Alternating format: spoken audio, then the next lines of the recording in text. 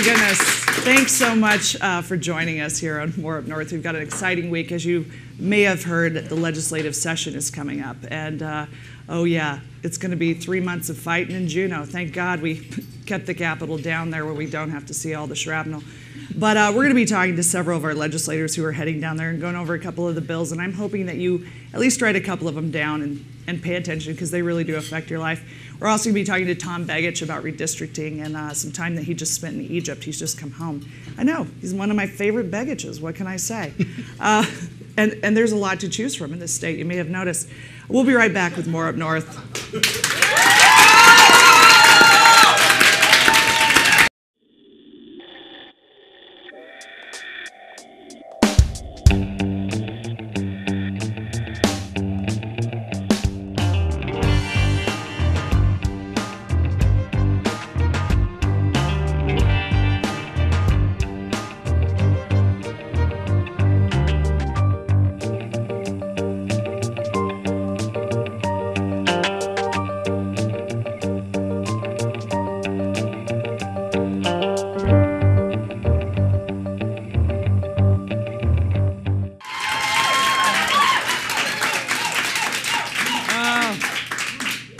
Thank goodness. I have a job where people clap for me. I just don't know what I'd do if I didn't.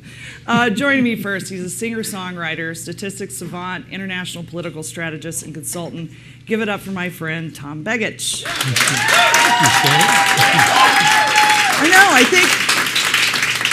I think we've had I've had the hat trick of Begich brothers. I've had all three of you on More Up North. Yes, you've had Nick, you've had myself, and you've had Mark.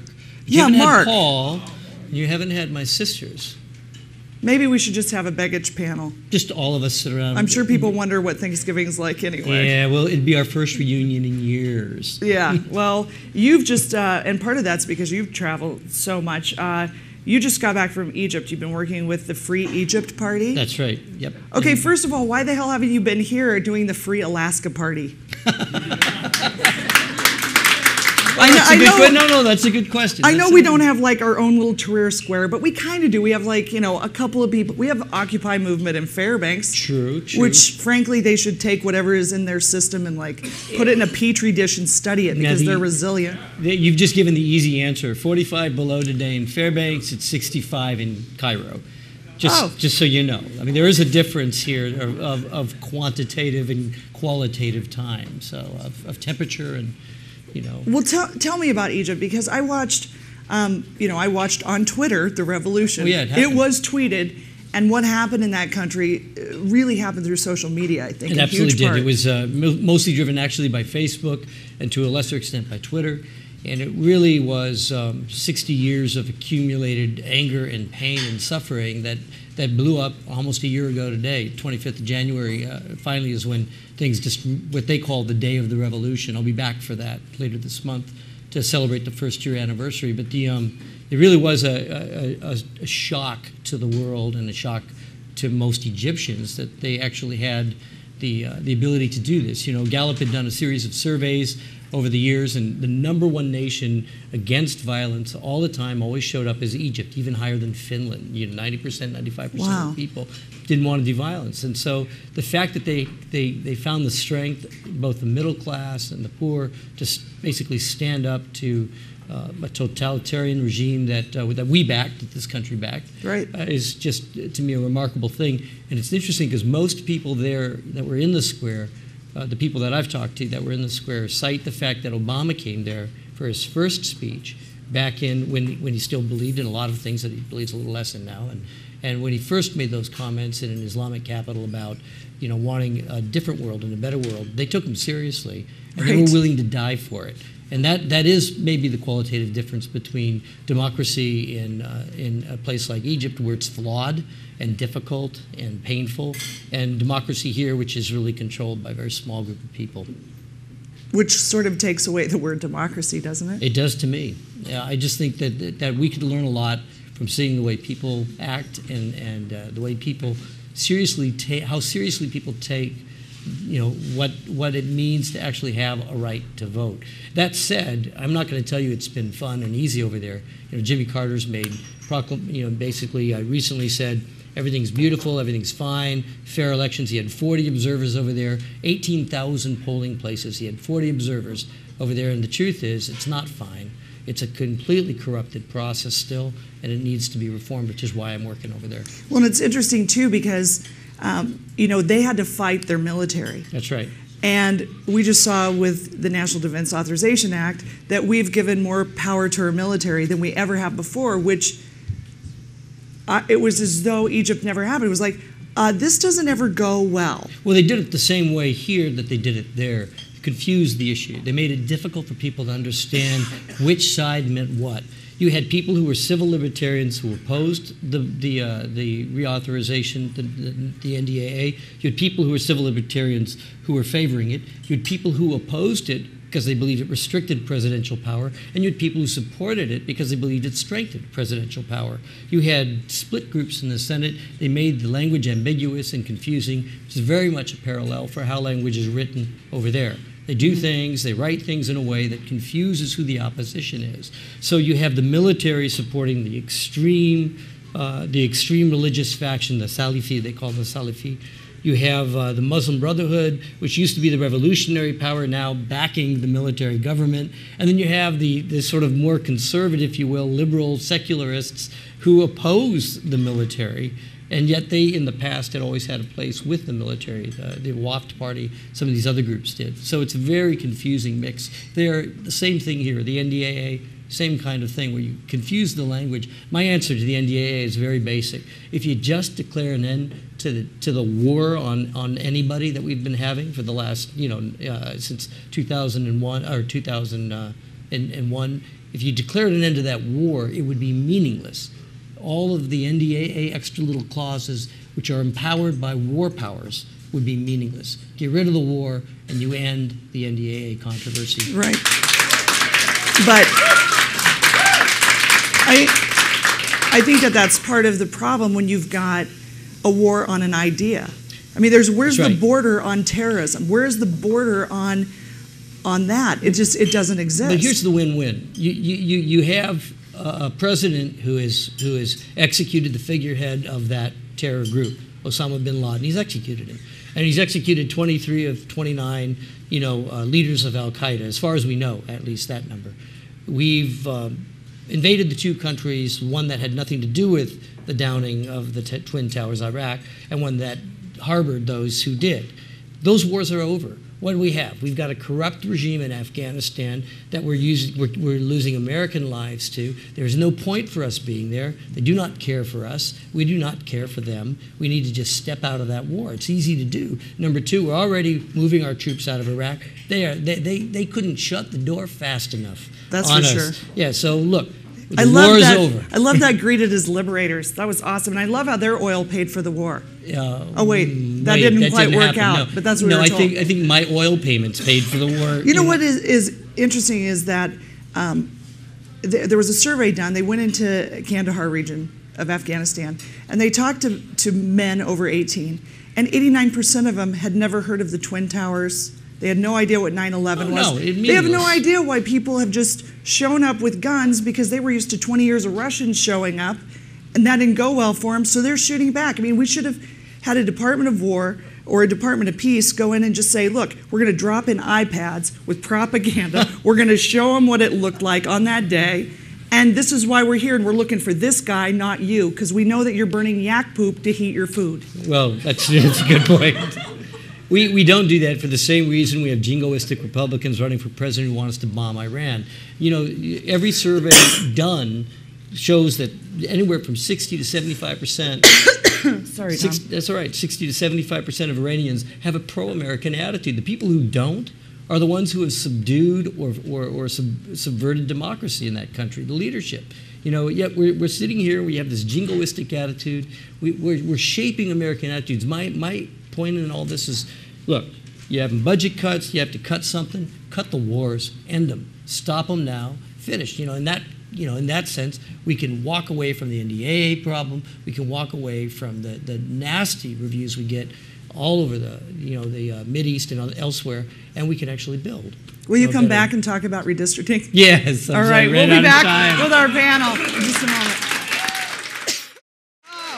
We have a great crowd. Welcome back. I'm here, of course, with Tom Begich, and when I said, can you come back, I meant like after the break. I did, to talk about redistricting. Is it gerrymandering? Is it redistricting? What is going on? Because I know it's been in the courts, but where is it at right now? The redrawing of lines for who represents who. Well, it's remarkable. It was a plan that was cleared by the Voting Rights Act clearance, pre-clearance. And Alaska has to have that. Department of Justice, because we have a past history of discrimination, particularly against Alaska Natives. We're the only state outside of the Deep South that's fully under the Voting Rights Act because of our history of discrimination. Whites only water fountains. We had them here. Right. Right. No natives, no dogs. No natives, no dogs. That's you exactly can think right. I'm like making it up. I'm not. It's not. You're not making it up, and it was shocking. We didn't allow, even as late as 1971, our Constitution still spoke to types of tests that you had to take in terms of literacy, which were illegal at that point, but we didn't remove them until 1971 from our Constitution. We have a past history. We have never been able to get out from under it. Consequently, the Voting Rights Act applies. Now, that's the issue in the courts right now up in Fairbanks. It's down to essentially 4 districts, Districts 1 and 2, and 37 and 38. These are 37 and 38 are rural districts that are basically the Aleutian Chain and some areas that stretch from the Bering Sea to Esther, and 1 and 2 are the heart of Fairbanks, which is what it comes down to is Fairbanks is where most of the contentious issues are. Under the Districts 1 and 2, the state's claim is we had to make the districts look this way because of the Voting Rights Act, but it doesn't really follow because the issue there is what has happened to the 2 Senate seats. And right. there's a string of land, they call it the Kawasaki segment or the Kawasaki-Usik or other less pleasant terms, but that little segment of land, which essentially has no people in it, connects 2 House districts. And what the judge is really focused on is, was that necessary? Was that necessary to meet the conditions of the Voting Rights Act? My guess is, and this is just my own guess, is they're going to find out that it wasn't necessary. Okay. And that's an easy fix. They just do a flip of that unpopulated area, and then you have to reconfigure those 2 Senate districts. That does make a difference. It makes a difference for the bipartisan working group in the Senate. It makes a difference because it doesn't pit 2 of their key members against each other. Right. And it really is, that appears to be an effort by 1 member of that board to just gerrymander Fairbanks. The other 2 are more difficult. Well, it would seem to me that we either have 59 of our legislators who are going to have to run this year, 59 out of 60. Oh, yeah, you're going to love all those robocalls. Or we're not. No, you're going to have them all run. They all have to run regardless? Yeah, there's contentions about that, but the way it's happened in the past is when you have a plan that's under contention, you already have to declare that the state is malapportioned.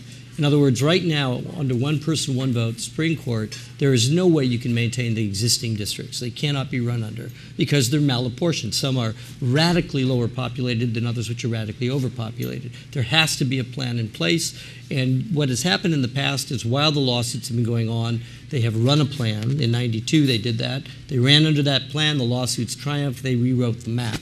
In this case, they're trying to resolve the lawsuits before the filing deadline. If they are extended beyond that time period, my guess is that and the Constitution allows processes for this, but if it extends beyond that deadline, they may well extend or choose to extend filing deadline to accommodate that.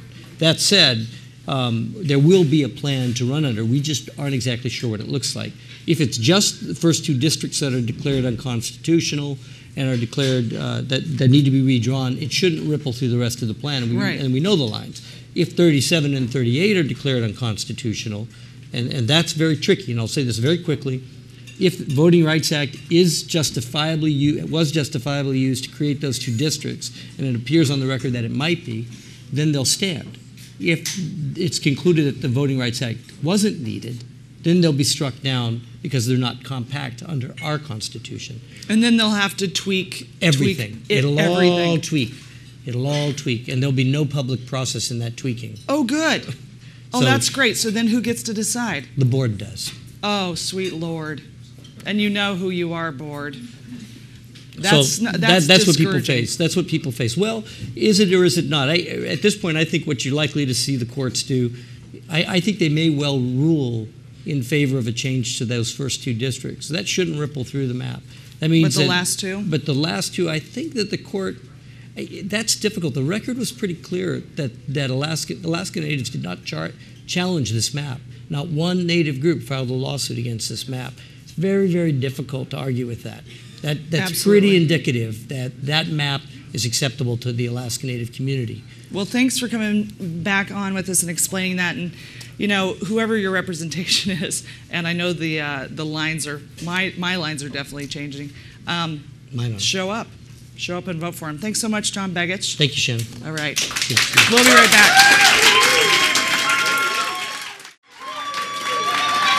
Oh my gosh! Thanks so much. Welcome back to our panel. Lots of people to introduce here. He's the Senate Rules Committee Chair and 20-year statesman in the Alaska Legislature. Please say hello to my friend Johnny Ellis. And he's represented the downtown district since 2002. He's an attorney, a writer, and was the Assistant Attorney General during the Exxon Valdez oil spill case.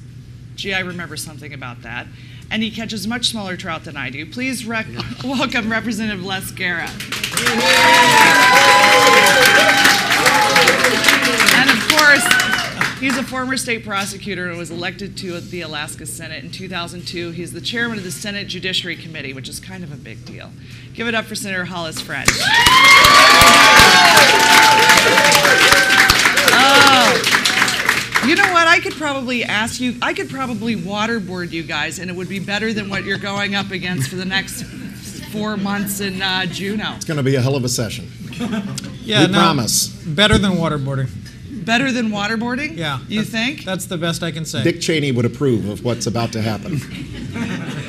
Hollis, are you ready to just say about anything to get out of this? I'm optimistic. I'm an optimistic person. I don't think it's going to be like waterboarding. We have got a lot of advantages, and we've got an agenda, and Democrats still have power in the Senate, and it's really something else. And so I'm optimistic. And I guess I just want to say, and I'll turn it back to my friends, but there's a lot of people who do not know in Alaska that right now there is a ruling coalition of Republicans and Democrats in the state Senate. It's stunning how many people do not know that Republicans and Democrats are working together on a daily basis. The total opposite of Washington, D.C. Is what we're doing in Juneau. It is. It's tremendous. And you guys should be, you people in the House, I don't know what the hell's wrong with you, but the people in the Senate, you're absolutely right. It really does matter that Hollis French is holding a gavel as the head of the Senate Judiciary Committee. He holds great hearings on public issues, and if you care about women's rights, reproductive rights, equal rights in the state, Hollis French holding that gavel means a lot. It does, and what I see is absolutely. What I try to, when I'm reminding people of the same thing, Hollis, about this working coalition, this is what everybody really has to do in their real life. If you're running a fishing boat, you don't have to agree with everybody on who's the prettiest girl in town or anything else. But you know what, by God, if you want to catch any fish or get anything done, you guys better get along and make sure each other stays safe. If you're on the slope, if you're on a rig, if you're flying a plane, it doesn't matter what you're doing in your real life. And this is what we try to teach our kids, right? Go to school. That little kid doesn't have to look like you or be like you, but you guys can't bully each other and you have to get along. The Senate's done that. It's the it is the old Alaskan way that should predominate in Juneau. Too often it does not. Too often people, and the regionalism is just as tough as the partisanship, but we've been able to overcome that by finding common ground, a lot of cliches that sound ridiculous, but they really have informed how we have governed on the Senate side. Absolutely, and Senator Stevens, I think, did a tremendous job last year. Oh my gosh, it was his Jay Hammond moment. It was beautiful. Yes, Democrats, we gave him a big hug and said, thank you for channeling Jay Hammond to the, it was really. No, it really was. It was one of those moments on the floor where he was giving that speech and you said, I am watching history being made. I am here watching a Senate president talk about big oil and talk about, getting the fair share for the state, and it was really refreshing after having lived through some different Senate presidents to see that happen. What a contrast with Ben Stevens, former Senate president. But Gary Stevens made that speech on the floor of the Senate, and then he made it in public to Commonwealth North. And he really spoke the truth that day, and we appreciated it. And I love that whole working group, the whole idea of it. And you guys don't get everything you want, no, absolutely by any not. stretch. And it started with having Lyda Green be the president of the Senate. Yes, after fighting with her for a decade over welfare reform and substance abuse treatment and all that sort of thing, we said let's try something different. And it really helped that people had been marched off to jail in the corruption scandal. 6 of the 10 Republicans said, well, maybe we should disassociate ourselves from the people that went to jail and try something different in the post-Ben Stevens era. And the 10 Democrats said, we're ready to work with you, no problem here. And so we did try something new. And though Lyda Green and I had some bad times, we decided to try something different. And to her credit, she allowed us to do some good work together. She did. She allowed things to come to the floor that she wasn't going to vote for. Absolutely. She watches this show, too. I know. Hi, Lyda. I know she does. She does. So, yeah, hi, Lyda. She miss does. you. We love her. So, Les, you're in the House, which is a little bit different story. You've got people there like Bill Stoltz, who will be played by Drew Carey in an upcoming film. You think I'm kidding? We're going to pay for that. Yeah. Who's going to? I'm not laughing. I'm the one that said, I'm the one that thinks it's weird that he bakes cookies in the nude. That's me, not these guys. But you're down there with, I know, we've had all kinds of different bakers in this state. Some they make movies about, some just go to Juneau.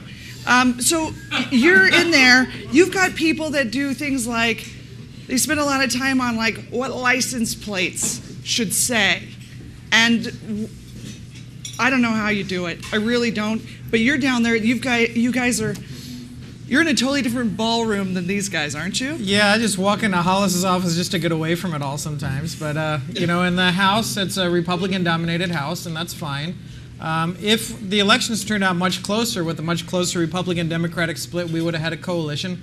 But I will tell you, certain Republican PACs got a pledge from people that they gave money to that they would not form a coalition with an even number of Democrats. And so when we were trying to form a coalition, we had at least 2 people come to us and say, when they gave us the money, they told us, we don't want you forming a coalition that has an equal number of Democrats in it. And they gave a pledge. That didn't happen on the Senate side.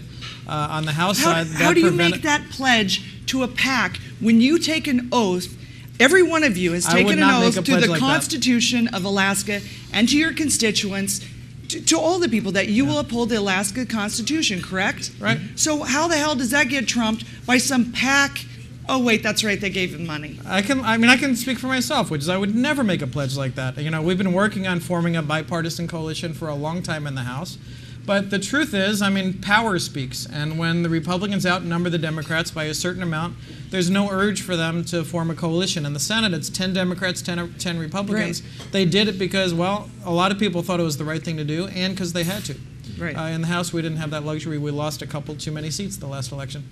And then the Republicans lost a couple because they formed their own coalition. In the Senate, it was really precious. We're going to run to a break, and we're going to come back and talk about some of the bills. Some of them are really great coming up, and I'm excited about tracking them. And we're going to be talking about that. And then there's a couple that I'm just like, really? Is every other problem fixed in Alaska that you thought you could file this bill? Quit wasting our time, you bozos. Anyway, we'll come back to that. We'll be right back with more Up North.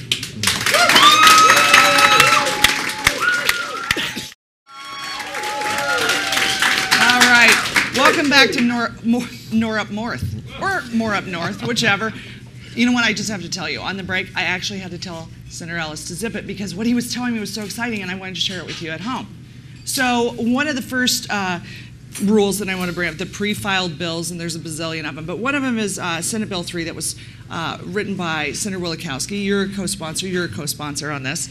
And this is funding for school meals. This would add, Alaska currently doesn't help subsidize school lunches for the 51,000 children in Alaska who qualify, who are hungry. 51,000, right? We only have 700,000 people. And breakfast is the most important meal of the day. Thanks, Mom. All the brain studies. It is. Common sense. I know. What your mama taught you down in Homer was true. And she taught first grade, and she saw kids that didn't have enough food to eat. Breakfast. And they knew what that was. So, when we talk about the fact that we've got, the grades at school are sliding, our test scores aren't up, and we can't fire teachers, those greedy teachers, it's their fault. Well, 51,000 kids aren't having breakfast and lunch security.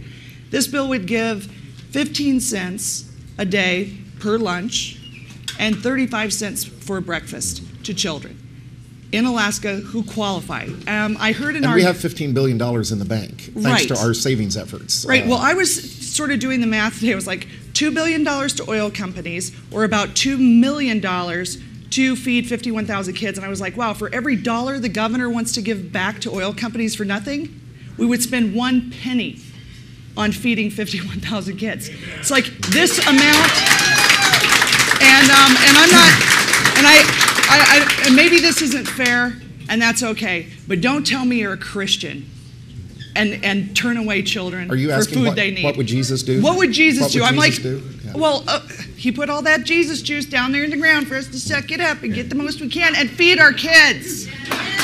Jesus. So, But Shannyn, when there are billions of dollars of oil revenue at stake, by a governor who wants to give away $8 billion of our oil revenue, existing revenue, over 6 years with no strings attached, when those are the stakes at play in the legislative session, there's a temptation by people that control committees to, I'm not calling it exactly a hostage situation, but there's a feeling in Juneau that nothing of any import will happen, like school breakfasts or anything else, no matter how good, will happen until there's a lot of pressure for the Senate to capitulate and go along with the governor's giveaway, no strings attached bill. And so whether they're big hostages or little hostages, I think there's a lot of leveraging going on. well, you know what I would say? I would say to Steve Reinhardt at BP, and I would say to Mulva and the rest of these clowns, they ought to be able to pick up the phone and call Mr. Stoltz, who's the head of finance, and say, you know what? Yes, we want the money. Yes, we want the tax breaks, but don't use kids' lunches and breakfasts to get it. It'll make us look bad. We'll look like a bunch of asshats. Hollis, you were looking at having a hearing. Or is it over this particular bill? It's not related to a bill. It's kind of interesting, though, because I have been concerned, like a lot of folks, about the coal development happening across the inlet at Chewitna. Right. And there's a really fascinating legal question in that proposed development, which is this. For a coal company has to post a bond in order to do its work, and the bond it posts is so that the land can be reclaimed when you're done. So they have to post a bond, in essence, to pay Alaska in case they don't rebuild the salmon stream they're going to destroy to mine that coal. So my question to the Department of Law and to the Department of Natural Resources and to an expert we're going to bring up is this. What's the price of a salmon stream? What size of a bond do you have to post and put aside before you destroy an Alaskan salmon stream? It's a fascinating question. I mean, I'm against this proposal, and I told the Commissioner Natural Resources a year ago but I asked him that question. What size of a bond do you have to post? And I've never gotten a good answer. So we're going to have a hearing and put a price, and we're going to see what the price is. It's going to be like, what was that? There was those advertisements on TV that say, what is it worth and such, and then it's like priceless. Priceless. Priceless. Is it 10 billion? Is it 2? I don't know. Oh, you pick the number. It's like, what's your health worth? Right. What's the check you'd write for that? Can you ever really rebuild a salmon stream after you've made a ditch out of it? They never have. No, it's never been done. So, Les, you've had some communication with our dear leader. Yeah, funny you should ask that. This is a governor who's never found a foreign corporation that he doesn't want to take, that he doesn't want to give Alaska to, right? So on the Chewitna mine, I said, you issued this ruling that said they can rebuild the salmon stream after they dredge 11 miles of it. Give me examples of salmon streams somewhere else where they dredged 11 miles of wild salmon stream and it's as good as it was before. Oh, by the way, it's 300 feet down. And instead of answering the question, he wrote me a snarky letter, so I'm after him. I want the answer. What? Give me an example of another salmon stream that's had 11 miles dredged and is still as good today as it was before. Give me an example. When you say snarky, Les, tell me about the snark. Snarky? I asked him Are to you provide me... capable of snark? I said, Dear Governor Parnell and Commissioner Sullivan, please give me examples of salmon streams that have had 11 miles dredged from them that are as good today as they were before. And he wrote back and he said the letter was partisan.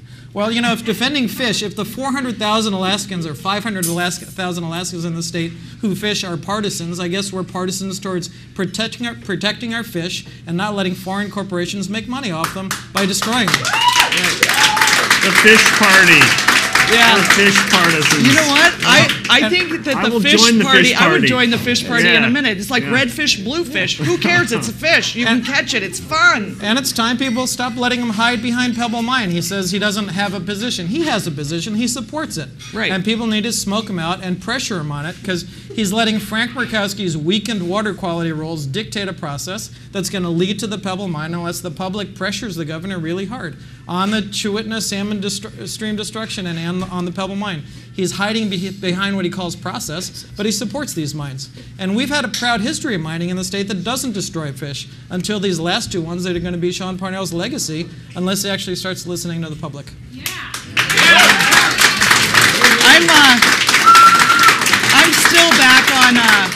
I'm still back on he needs to get smoked out. I think in Anchor Point that means something different and might actually make him more tolerable. No, I think it's great that you guys are ready to fight for this because I think you're absolutely right. We hear the process, that we have the highest standards ever, and then you find out we're like #1 polluter in the nation right now is from an Alaskan mine. And you're looking at these, and thank God it's not on a salmon stream because it'd be a whole different story. So I'm glad that you guys, do you think that Pebble's going to be an issue in this legislative session? The problem is, I think the Senate will probably do something on Pebble. The House is, the leadership in the House won't let a bill stopping the Pebble mine to move ahead. We've tried. They won't let a bill reestablishing the clean water standards we had before Frank Murkowski move ahead. And we've had a bipartisan bill with me and Paul Seaton. They won't let that move ahead. So that's a different philosophy in the House, unfortunately. I should say, you know what? Elections have consequences. And this is what you end up getting. These sort of things stalled out, all as leverage to give back billions of dollars to the richest companies in the world so they can build you a ballpark and feel good about themselves and write it off on their taxes. We'll be right back with more Up North.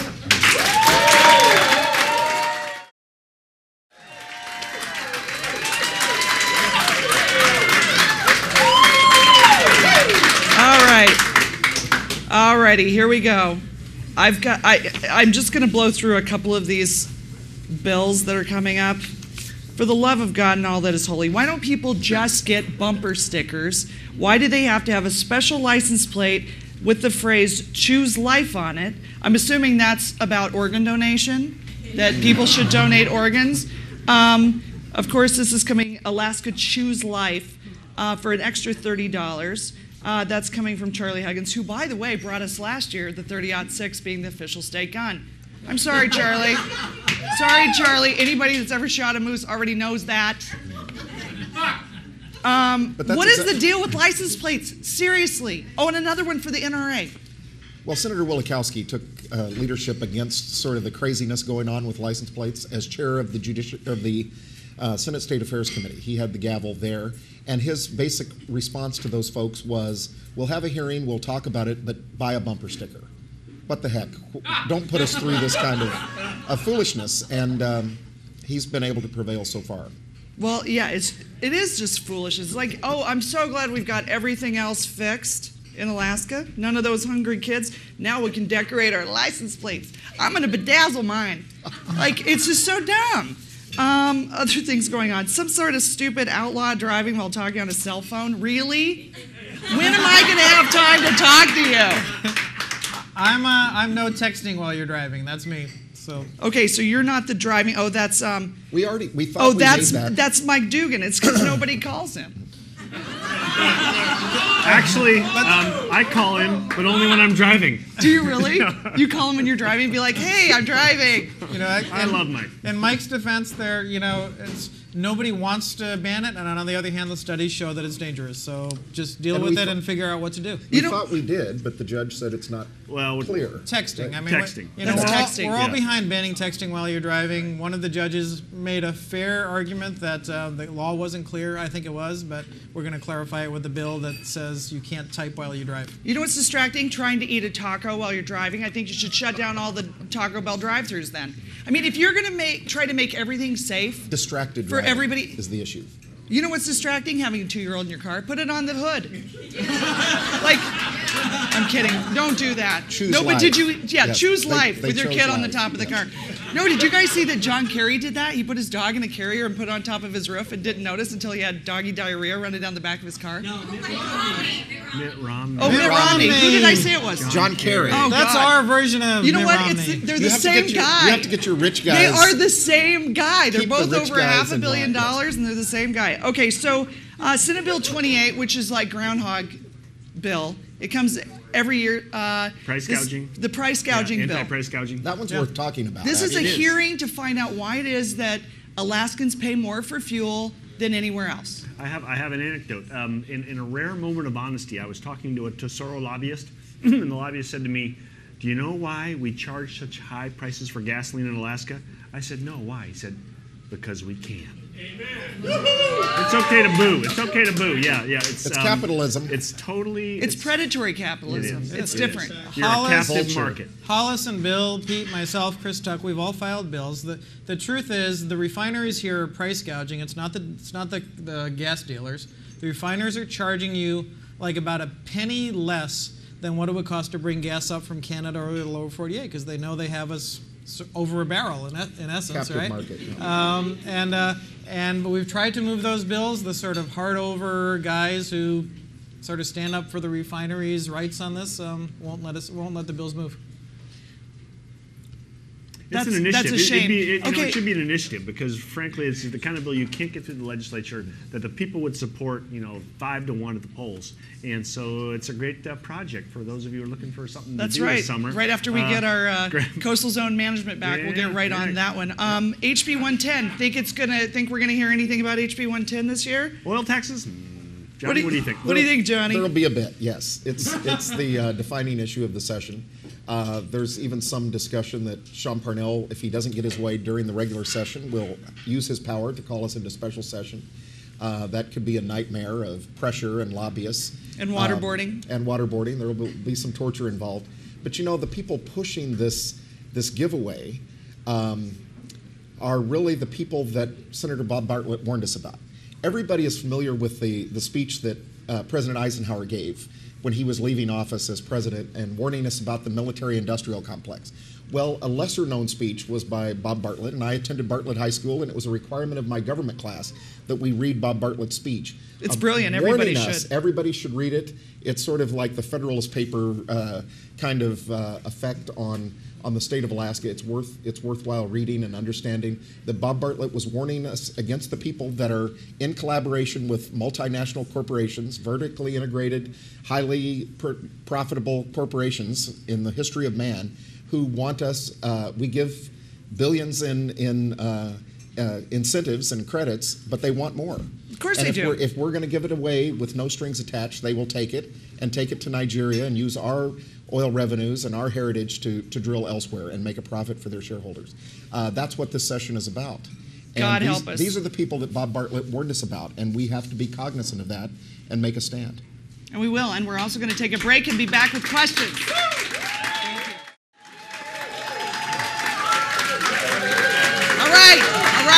All right with the clapping.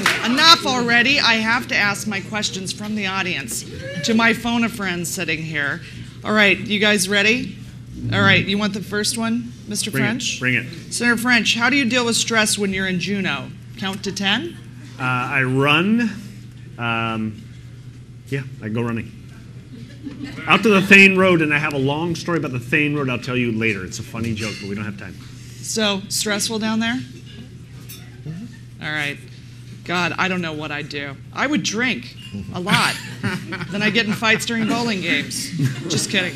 Have any of you ever eaten anything baked by Representative Bill Stoltz?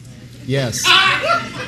No, I haven't. Not that I consciously know of. Just wondering, Chocolate chip cookies. how were they? They were pretty decent. Furry? No, gross. Good. Can you do anything about money controlling Alaska politics? Johnny Ellis. Well, we tried. I was a big supporter, along with these guys, of the Citizens Initiative on clean elections. We've argued long and hard for years about the corrupting influence of big money in Alaska politics, and we made a good run at it. But the public didn't go along with public financing and limitations on on political speech, and so we didn't succeed. Well, I know Montana has just decided, well, their Supreme Court decided that Citizens United does not apply to their state races. Oh. That is, it is against Fantastic. their constitution. That's and fantastic. I'm wondering if Alaska can't do the same thing. It applies still to federal races, so you can still buy Lisa Murkowski's ascendancy, teach people how to spell her name, but you couldn't do it in all of the other races that are down. I think that's worth a hearing in We'll have the a Senate hearing. Judiciary Committee. I do as well. Hearings. Yeah. Yeah. A shout out to Hollis, though, and I worked with Hollis. I wrote part of it. Hollis wrote the bulk of it. But in this state, we said, what can you do and bring yourself to the edge of Citizens United? And we passed a law that says you can't use a fake group name like Alaskans who love Alaskans and then trash a candidate. You have to list the top 3 donors and say it out loud on a TV ad. Right. We can make them do that. We passed that bill 2 years ago, and that's probably one of the strongest laws in the country that goes to the edge of Citizens United. Right, and now if we can just make it so it doesn't apply to our state races, I think Very intriguing. we'll be further ahead. I'm glad I came to the show. I am I too. love Good idea from Montana. That's right. That was today's and news. Missoula, Montana did the same thing first and gave cover to the state legislature, and then they went to court, to the Supreme Court there. Very cool. Very The cool. future of Denali Kid Care. Well, it is dark and stormy.